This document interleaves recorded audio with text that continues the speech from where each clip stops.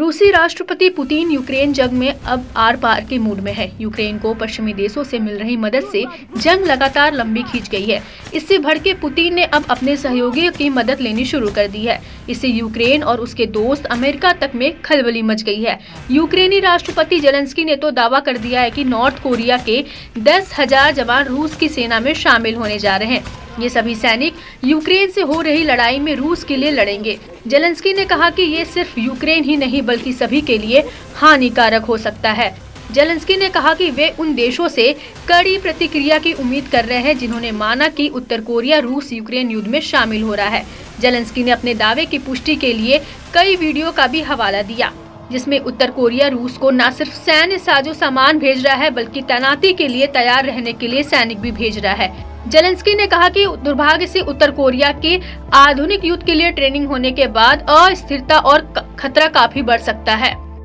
Zelensky ने आगे कहा कि अगर दुनिया अब भी चुप रहती है, हमें उत्तर कोरिया के सैनिकों से उसी तरह से फ्रंट लाइन पर भिड़ना पड़ता है जिस तरह से हमें ईरान के शाहिद ड्रोन से खुद को बचाना पड़ा। तो इससे निश्चित रूप से दुनिया में किसी को भी कोई फायदा नहीं होगा। इससे युद्ध और लंबा खींचेगा।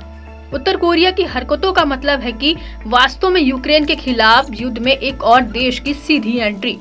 गौरतलब है कि पिछले हफ्ते ही जेलेंस्की ने उत्तर कोरिया और रूस की बढ़ती नजदीकियों पर चिंता जताई थी। दावा है कि नॉर्थ कोरियाई सैनिकों को रूस भेजने से पहले खुद तानाशाह किम जोंग उनकी निगरानी में ट्रेनिंग पूरी हुई थी। बताया जा रहा है कि आने वाले समय में और ज्यादा उत्तर कोरियाई सैनिक रूस भेजे जाएंगे। ऐसी अटकलें हैं कि कुल 12,000 सैनिकों को रूस भेजे जाने की योजना है। खास बात है कि रूस ने अब तक यूक्रेन में अपनी पूरी सैन्य ताकत से हमला नहीं किया है। हालांकि उत्तर कोरियाई सैनिकों की तैनाती उकसाने भरी मानी जा रही है। इससे जंग के और खतरनाक होने का खतरा मंडरा रहा है। यही वजह है कि यूक्रेनी राष्ट्रपति ने खबर लगते ही इस पर तीखी प्रतिक्रिया देकर अपने पक्ष में कई देशों को लाना शुरू कर दिया है। दावा है कि नॉर्थ कोरिया ने अपने सीक्रेट स्पेशल ऑपरेशन फोर्स के 1500 कमांडो को व्लादिवोस्तोक शहर भेजा है। सियोल की नेशनल इंटेलिजेंस सर्विस के मुताबिक SOF को जल्द ही यूक्रेन से जंग के लिए किसी भी पोस्ट पर तैनात किया जा सकता है।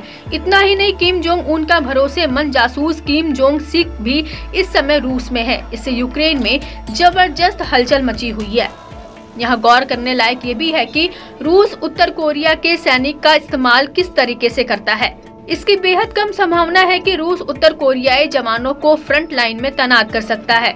इस बात से भी गुरेज नहीं किया जा सकता है कि उत्तर कोरिया के सैनिक अपने हथियारों की ट्रेनिंग देकर यूक्रेन में बड़ी तबाही मचा सकते हैं।